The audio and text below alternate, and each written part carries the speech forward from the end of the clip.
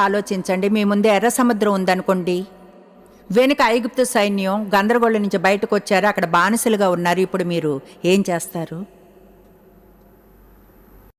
13వ వచనం.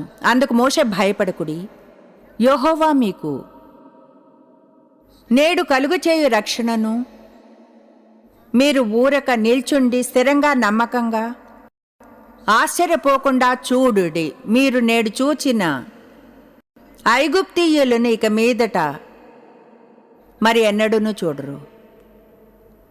ఊరక నిల్చుండి యెహోవా కలుగ చేయు రక్షణను చూడుడి.